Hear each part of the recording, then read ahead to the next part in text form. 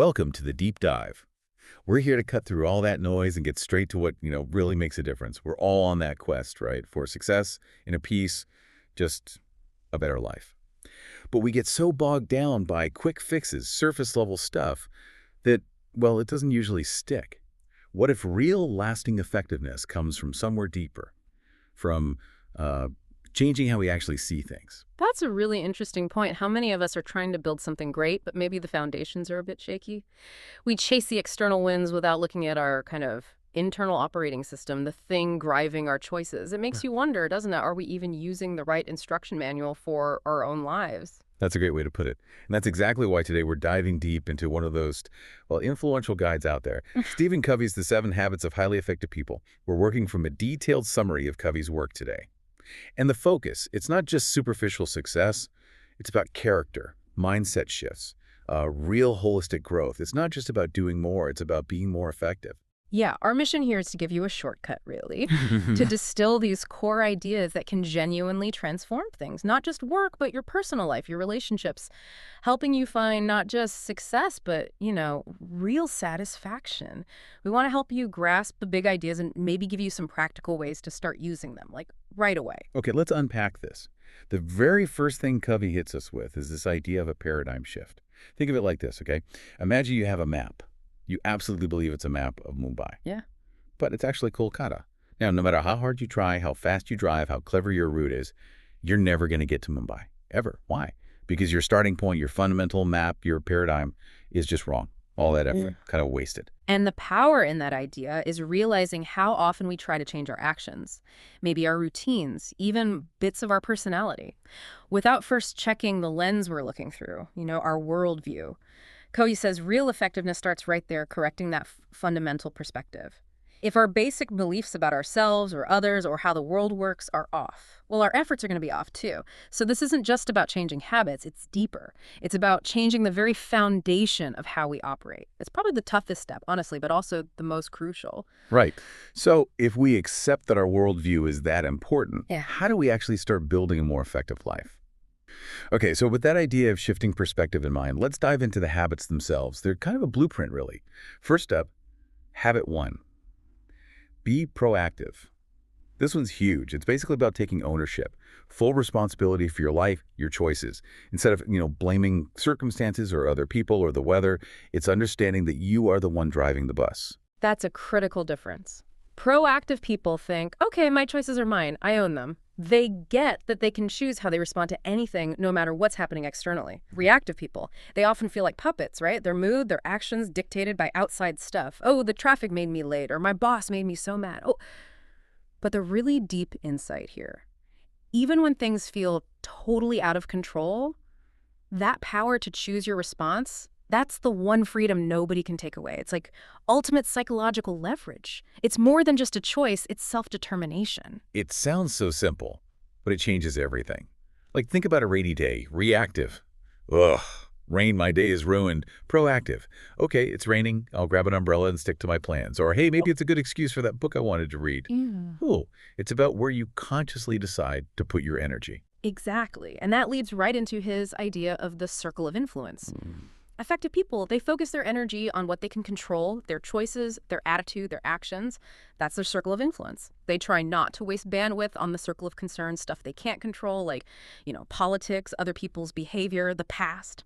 So practical steps. Really consciously try changing your language. Instead of, I can't, try, I choose not to, or I choose to, and maybe start each day asking, okay, what's actually in my control today? What can I influence? That shift alone changes where your energy goes and boosts your sense of agency, your feeling of being in charge. That focus on control is so key. Yeah. Okay, so once we're taking responsibility, deciding we're in charge, what's next? Well, we need to decide what choices to make, right? And where we actually want to end up. Which brings us neatly to habit 2. Begin with the end in mind, the core idea. Everything gets created twice, first mentally, then physically. So you define your goals, your purpose, your vision before you jump into action. Create the blueprint first. This one is so strategic, and honestly, it gets missed a lot. Just like an architect needs that detailed blueprint before anyone starts building. Covey says we need a clear vision for our own lives. It makes sure that when we do start building, our actions are actually taking us where we want to go. They're purposeful. Yeah. Without that mental plan, well, you risk working incredibly hard, only to find you've built something you didn't want, or maybe just a random collection of stuff. It makes you ask, doesn't it? How many of us are just building, reacting day to day without a real plan for our lives? Yeah, and the practical steps here, they're powerful, but sometimes they feel a bit big. Covey suggests writing a personal mission statement, like a short declaration. Who am I? What do I want? What are my core values? Then set long-term goals that actually match that statement and keep checking in. Are my daily actions lining up with this bigger picture? It stops you from climbing that ladder, getting to the top, and realizing, oh wait, it was leaning against the wrong wall the whole time. It definitely needs some deep thinking, but wow, the clarity it can bring. Absolutely. It's the perfect antidote to just being busy for the sake of being busy. And if you think about the big picture, this habit stops wasted effort. It makes sure every step, even tiny ones, is moving you deliberately towards what you've defined as your purpose. It turns random activity into real productivity. Okay, so we know we're responsible, habit 1. We know where we're going, habit 2. Now, how do we actually manage our time and energy to get there? That brings us to habit 3. Put first things first. This isn't just about time management hacks. It's the real secret. Prioritize what's truly important, not just what feels urgent. Covey's time management matrix is brilliant for this. He divides tasks into 4 boxes, or quadrants. Quadrant 1, urgent and important. Think crises, deadlines, real problems. Quadrant 3, urgent but not important. These are often interruptions, some calls, emails, meetings that demand attention now but don't really move your big goals forward. Quadrant 4, not urgent and not important. This is basically time-wasting stuff, mindless scrolling, busy work. Right, but here's the absolute key insight, the real game changer. Highly effective people spend most of their time, Covey estimates like 80% in Quadrant 2. Quadrant 2 is the not urgent but important stuff. What's in there? Things like planning, building relationships, exercise, learning, personal development, proactive work. These are the things that actually prevent future crises. They build your capacity. They move you steadily towards that end in mind from habit 2. Yeah, and what's interesting is people sometimes think focusing on Q2 means slacking off because it's not urgent. But it's the opposite. It's working smarter. You're investing time to prevent problems down the line instead of constantly fighting fires. It's often the hardest quadrant to stick to, right?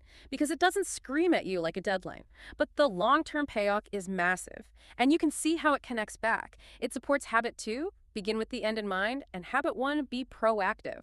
By choosing proactively to spend time on Q2 activities, you're actively building that life blueprint, piece by piece, practically. Schedule time for these important tasks. Learn the power of saying no to things that aren't truly important. Actively prioritize your health, key relationships, learning. Okay, so we're managing ourselves, our time. What about our interactions with others? That leads us to habit 4. Think win-win. This isn't just about being nice or compromising. It's a fundamental shift in thinking. From scarcity, there's only so much pie, to abundance, we can bake a bigger pie together. It means looking for solutions where everyone benefits, real collaboration over competition, finding that third way where both sides feel they've won. Covey lays out the alternatives, doesn't he? There's win-lose, that's often ego-driven, trying to dominate, get your way at someone else's expense. Then lose-win, where you sacrifice your own needs constantly, maybe playing the martyr to keep the peace. And lose-lose, like revenge, where everyone ends up worse off. It's destructive. But win-win. That's about seeking mutual benefit. Everyone feels heard, respected, and gets something valuable out of it. It takes courage, yes, but also consideration for the other side, and a core belief that there is enough success to go around. It totally changes the game in negotiations, or even just everyday disagreements. Instead of just digging your heels in, you ask, okay, how can we both get what we need here? And weirdly, focusing on the other person's win often leads to better, more creative solutions for yourself too. It builds trust. It makes relationships sustainable. It's about empathy over ego, really. Looking at the bigger picture, this win-win mindset is absolutely essential for strong relationships, for teamwork, for any lasting success involving other people. It builds that foundation of respect, of understanding. Every interaction can potentially strengthen the connection, not weaken it, practically speaking. Try to be fair in your dealings. In conflicts, genuinely ask, is there a third alternative here where we both walk away feeling good about this? All right, and building on that idea of understanding others, we get to habit 5. Seek first to understand, then to be understood. This sounds so simple, but wow, it's hard in practice. It means fundamentally shifting how we listen. Most of us, let's be honest, listen while preparing our reply in our heads. We're waiting to jump in. Effective people, they listen with empathy. Their genuine goal is to truly comprehend the other person's perspective first. The doctor analogy is perfect here. A good doctor doesn't just hand out pills the second you walk in. No, they listen deeply to symptoms, history, concerns. They ask questions. They try to understand the whole picture before diagnosing or prescribing. It's the same in communication. We need to try and grasp the other person's feelings, their needs, their viewpoint before we launch into our own arguments or solutions. It really makes you question the quality of most conversations, doesn't it? Are we really connecting or just taking turns talking at each other? It's such a powerful tool for building rapport. When someone feels genuinely heard, like really heard and understood, they become so much more open to hearing what you have to say. It just melts resistance. Practical steps, active listening. That means really focusing, not interrupting, making eye contact, maybe paraphrasing what you heard. Okay, so if I understand correctly, you're feeling, just to confirm. And the key is the intent. Listen to comprehend, not just to craft your rebuttal. Listen with your eyes and heart too. Absolutely. The psychological effect of feeling understood is massive. It builds incredible trust. It opens the door for actual constructive dialogue. Only when someone feels that sense of validation are they really ready psychologically to consider your perspective. It flips the whole communication dynamic. And that foundation of understanding, of win-win, Yeah. it sets the stage perfectly for habit 6, synergize. This is where the magic happens, really. It's the idea that the whole is greater than the sum of its parts. Teamwork, collaboration. When done right, it produces results far beyond what any single person could achieve. It's that 1 + 1 = 3 or 10 or 100 principle. Totally. Think about tackling a really complex problem. One person might struggle for ages, but bring together 2 or 3 people with different skills, different ways of seeing things. Suddenly, you can get these amazing, innovative solutions you wouldn't have thought of alone in much less time, often. And the key to synergy isn't just tolerating differences, it's valuing them, actively seeking them out. It's not compromise either, where everyone gives a little up. It's about creating something new and better together. It really hammers home the importance of respecting diverse viewpoints, being open-minded. So, practically, value different perspectives. Don't shut down ideas just because they're different from yours. Involve everyone's input in group stuff. Prioritize cooperation over your own ego needing to be right. It's about finding that third alternative, a solution that's better than what anyone came up with initially, because you built on each other's ideas. Look for the strengths in those differences. Yeah, the big takeaway is how synergy unlocks a group's true potential. It goes way beyond compromise. It sparks creativity, leads to stronger solutions, and actually strengthens the bonds within the team because everyone contributed to something genuinely cool. The challenge, of course, is letting go of that my way is best instinct and embracing a bit of intellectual humility. Okay, and finally, wrapping it all together, supporting all of the other habits. Yeah. We have habit 7, sharpen the saw. I love this analogy. It's about investing in your greatest asset, you. Covey says, imagine trying to saw down a tree with a dull saw. It takes forever, you get exhausted, you're ineffective. What do you need to do? Stop sawing for a bit and sharpen the saw. It's about continuous self-renewal. Exactly. This habit is all about consistently renewing and improving yourself across all key areas of life. It's what maintains your ability to practice the other 6 habits effectively. It's not like an optional add-on, it's fundamental. And Covey breaks it down beautifully into 4 interconnected dimensions. First, there's physical renewal. Pretty straightforward. Exercise, good nutrition, enough sleep, taking care of your body. This gives you the energy, the stamina, the mental clarity you need. If you neglect this, everything else suffers. Burnout becomes a real risk. Second, mental renewal, keeping your mind sharp. Reading, learning new skills, maybe writing, engaging in things that stretch your thinking. This stops you from getting stale, keeps you adaptable, fosters creativity. It's about lifelong learning. Third, social emotional renewal. This is about investing in your relationships, nurturing connections with family, friends, practicing empathy, maybe serving others in some way. These connections are vital for our well-being, our emotional intelligence, that sense of belonging. And fourth, spiritual renewal. This doesn't necessarily mean religion, though it can. It's about connecting with your core values, your purpose. Things like meditation, prayer, spending time in nature, art, music, or just quiet reflection on what truly matters to you.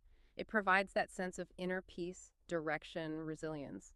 And looking at the big picture again, this habit really underpins all the others. You can't be proactive or think win-win effectively if you're burned out or disconnected. Neglecting one area, say physical health, will inevitably impact your mental focus, your emotional state, even your spiritual connection. It's all integrated. Holistic growth is key for sustained effectiveness. So what does this all mean for you, listening right now? Stephen Covey's 7 habits. It's not just a checklist. It's a framework, a guide for building character, finding balance, creating strong connections. It's a whole system, really, where each habit reinforces the others. And consistently practicing these, even starting small, can lead not just to external markers of success, but to a genuinely satisfying, purposeful, and truly effective life. It's quite an invitation, isn't it, to take the reins and consciously design how you live. It really is. These aren't quick fixes, they're fundamental principles. But integrating them, that creates profound shifts over time. Which brings us to a final question for you, our listener. Thinking about those 4 areas of renewal from Habit 7, physical, mental, social, emotional, spiritual, where could you start your journey of self-renewal today? Which saw in your life feels maybe a little dull right now? And just imagine, what if you proactively dedicated even a small amount of consistent time to sharpening that one area? How might that shift your energy, your outlook, even just by this time next week? Maybe consider that as your first step towards truly lasting impact.